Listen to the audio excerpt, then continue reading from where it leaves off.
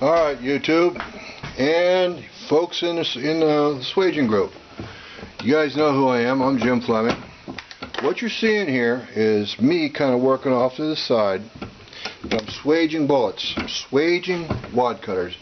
And actually what I'm doing specifically is I'm taking cores that weigh about 152 to 153 grains, and I am actually, if you watch, you're going to see the lead bump up, jump up, or squeeze up.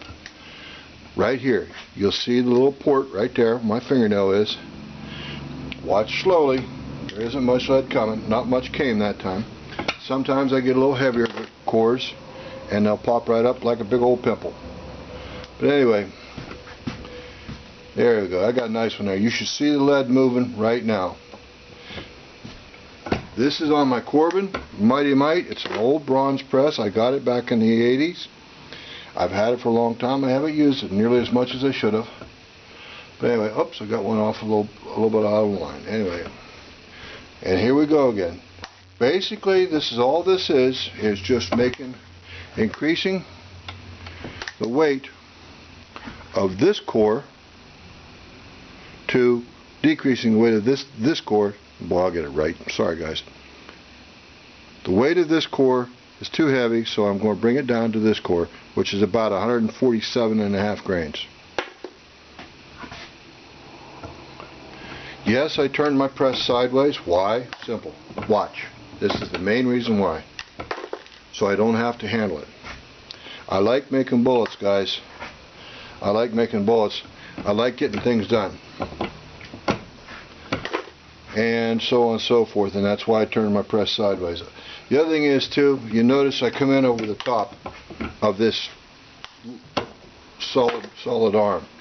Well, when the press is laying on its side, it's just too hard to get in there. I have to bend my wrist in a very uncomfortable way.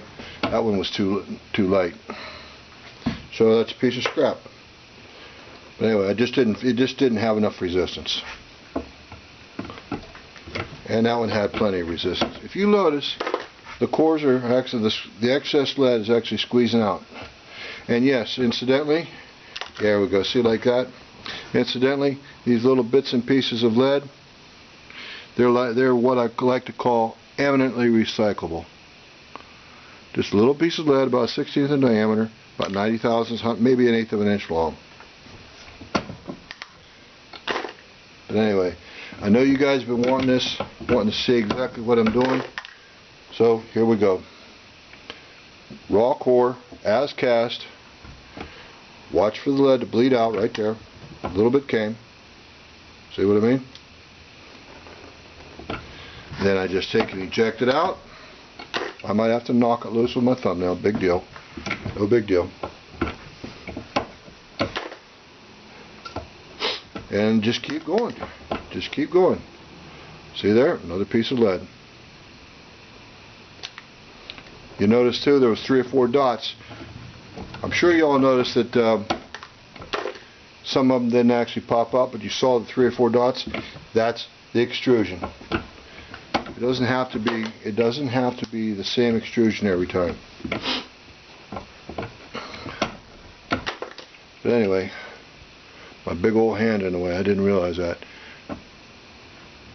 Yep, I just realized down here you can actually see because of the dark pattern. Okay, I will come in. I will do this a little backwards so that you can see what I'm actually doing. Knock that out. I'm actually putting this piece of lead under here, mating it up. Sorry about my hands being in the way. And just put it in the core swaging die. Squeeze off the excess. There it is again. Eject it. And start the pattern all over again.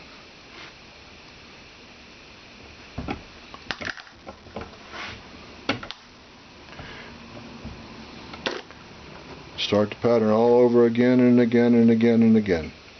I'm only going to make about 2,000 of these wad cutters. But what I also did was I made sure I had plenty of extra material. I only needed about 43 pounds of wad cutters to make 2,000.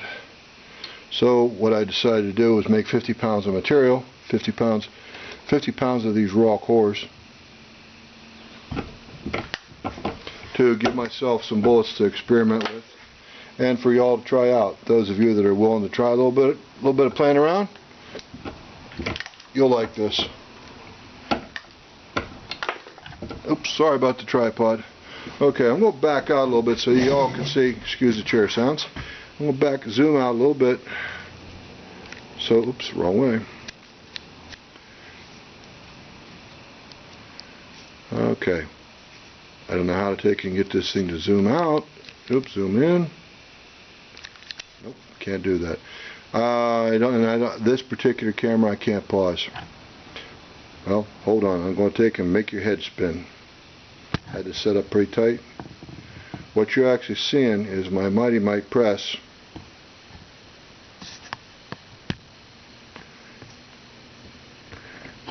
The linkage and all that sort of thing. Here's the handle. Here's my big old paws.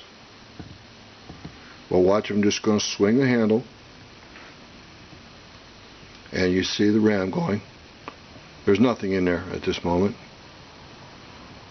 Just going to swing the handle around. Make your head spin again. Hold on. Just like that. Make it come back around